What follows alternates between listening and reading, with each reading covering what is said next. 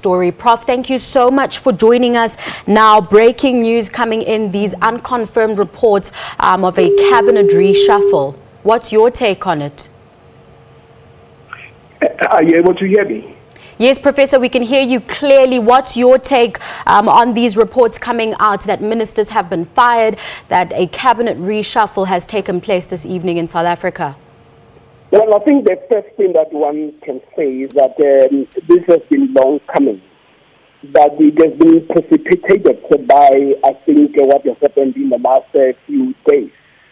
First, you had the letter of the court, which almost suggested that the Minister of Finance seems to be pursuing a personal vendetta against Oak Bay or a Gupta-aligned company. Remember the questions that came from the Dutch president about how the issue of the speaker or the certificate came to be and is irrelevant. And the summit suggested that, almost the court suggested that it had no relevance to what Pravin was putting, but what it appeared to was almost like a personal vendetta against a company. That is one. We also saw something that speaks to a new behavior by members of the ANC, some who are disgruntled and former leaders who abuse the funerals to try to attack the president. So effectively what we've seen is that the president has been dead for a number of times, and it would appear that there was almost a suggestion that he has been checkmated, that this is a president with no power at all. And some have even suggested and come up with a speculation that should he touch Pravin, then they will resign en masse. So we've seen all this coming.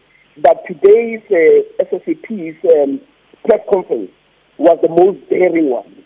They were actually saying, almost they put the president into a corner, that you have no choice but to act, that what we have already taken measures that will respond to that. There was a certain level of confidence and arrogance by the SACP. Effectively, when you read it, it was almost saying, the president, you are a lame duck, you have no power.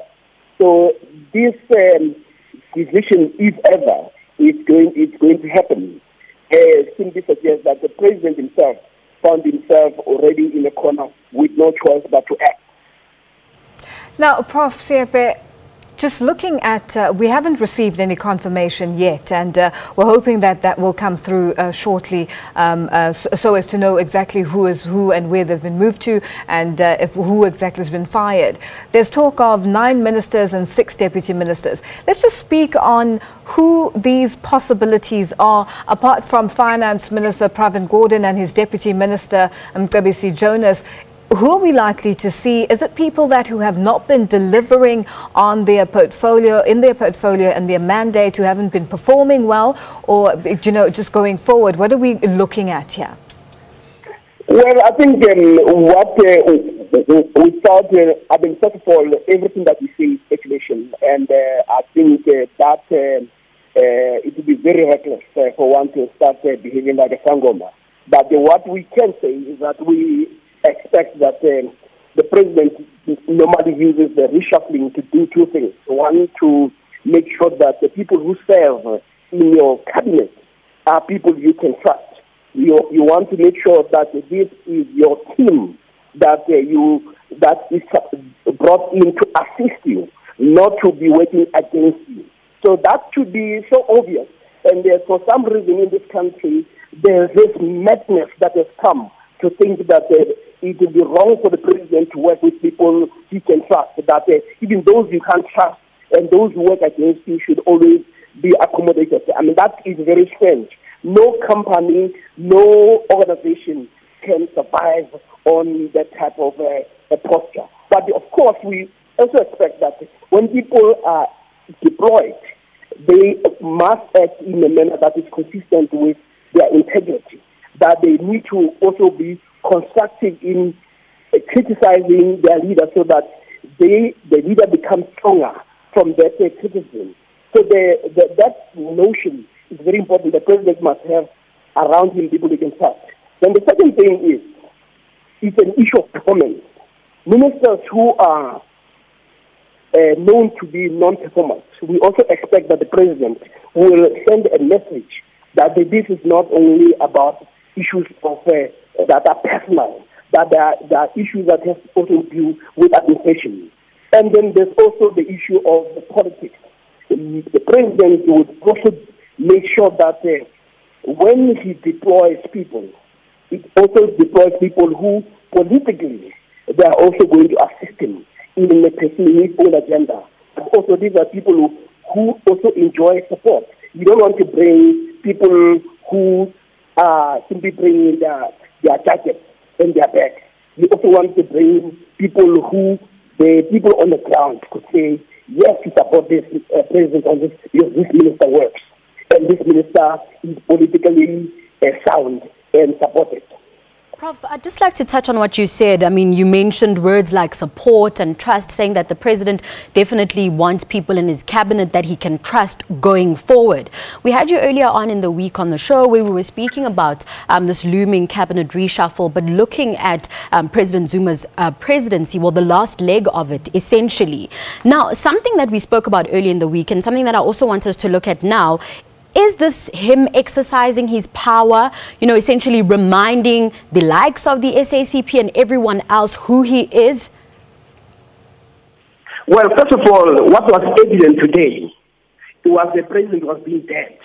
What the SACP was saying is that we are not afraid of you. We are not threatened. And what we also want to do is to send a message that there might be reprisals in whatever you want to do. And unfortunately, what the SACP has done, it has now almost been narrowed to one individual, rather than to talk about the broader challenge of how to take the country forward. So I think the president in this case would have actually shown, as some people who always are confusing. One minute they say the president has no power, and the next thing he's got power. The president has no support. The next thing he's got support. The next thing the president manipulates everybody. And so what we've seen here, if what is happening is true, you also see a president who is decisive, who has decided to say, I act when I'm ready, but when I do so, I'll be very decisive. Prof, just before we carry on, I mean, a lot of reports coming out now, and we as we mentioned earlier on social media buzz, we've just seen another one, more names coming out. Gordhan, of course, Davies there, Patel as well, Mcebisi, Nzimande, and Mahlobo. Now, those are the people that have allegedly arrived at the presidential guest house. And I mean, earlier on, we saw a report that said that, the affected ministers would be called by the president and he would be speaking to them this evening. Now, just some of those names that we mentioned there, Lulu. Exactly. It's very interesting to see that people that were mentioned, and social media is a buzz. South African people are basically sort of have their finger on the pulse to say the people that were mentioned, or the ministers that were mentioned, are some of the ministers and deputy ministers who are arriving at the State House in Pretoria. So it's very interesting to see. And what's your take on this? There hasn't been any confirmation. This is still speculation and allegedly. But Prof, what's your take on this with the ministers that we've mentioned so far?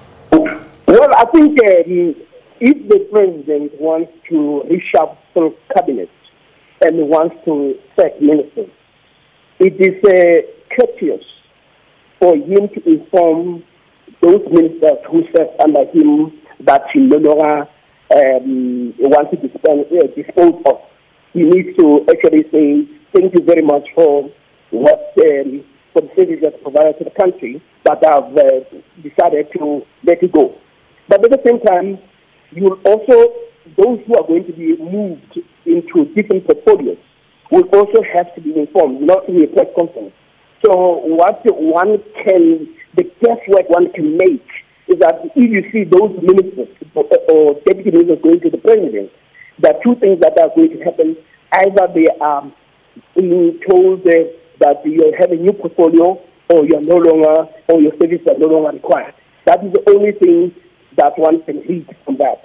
And so it makes it very interesting. I am not aware of what social media has been saying, but I can simply say the president has a duty as the head of state to act presidentially, and that also includes having to treat people with dignity. And that dignity means that they should not hear from the street or from the media about what has happened to them.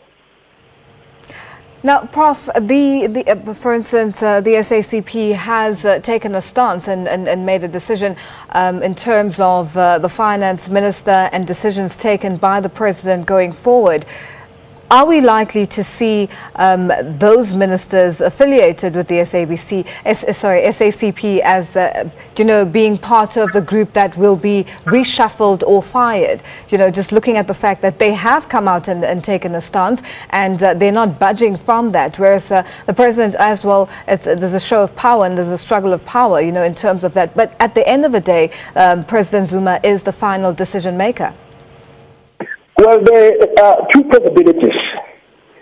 Some may be fired, and some of them may, in solidarity, decide to leave. But I also don't think when we talk about the SACP, you are also talking about members of the party. This is different. There have been instances where members of the SACP have broken ranks with each other and with the position of their leader. So that's not necessarily lead to all of them being removed. Ultimately, you serve at the pleasure of the president, and if you think you want to make a contribution to this country, that should be your first port of call.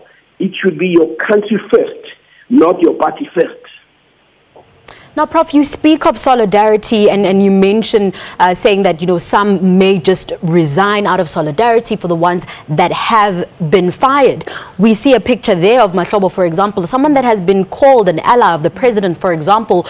I mean, is it possible that we would see even him being axed at this point in time, considering that he's been considered an ally of the president? I actually doubt that he'll be axed. I suspect that he'll probably be redeployed into a different portfolio. I think, as we say, as I said earlier, that the president wants to have people around him that he can trust. And Minister Mahlobo is one of those, or known to be one of those. So that it is also possible that the president can see it fit, that it might make sense for him to go and assist in a different portfolio. So I doubt that he'll be one of those who will be sacked. Prof, let's just look at going back to that photo with the possibilities there. Obviously, Finance Minister Pravin Gordhan there. We have Thulas Nxesi. Let's look at Health Minister Aaron Motsoaledi, who was one of the ministers who stood up and called for the president to step down. Are we likely to seeing him? Yeah, I mean, as I said, the point is, as a president, you do make sure that you have your own team. You are not going to start having people who you think that they're not on your side, and these are the people who might undermine you. You want to have a team that works. You don't want to be spending and managing a crisis in your own cabinet. You want to have ministers to be busy with the work that they are assigned to. Prof, when speculation is rife, a lot of the time we expect the ministers that are in the spotlight. I mean, we mentioned earlier on Social Development Minister Bathabile Dlamini, Pravin Gordhan. Those ministers have been in the spotlight. And those are the ministers you generally expect to see on a lineup like this. But then you have the likes of Martin Davies, people like Ibrahim Patel, who are generally quiet. We hardly hear much about them unless they're signing off something or traveling somewhere. What does this mean, essentially?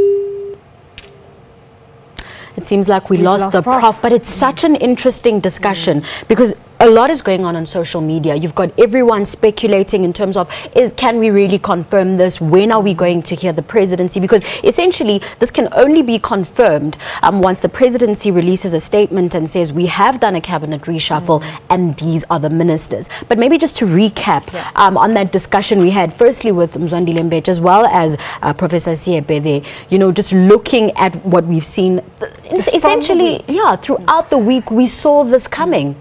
No, actually, it's not even from the week, as Professor Seepe mentioned, as well as Mzwandile Mbeje. Well, we seem to be having Azza Jamin on the line, who's just joining us. Azza, good evening, and thank you so much for joining us. I know it's very late, but breaking news, there's alleged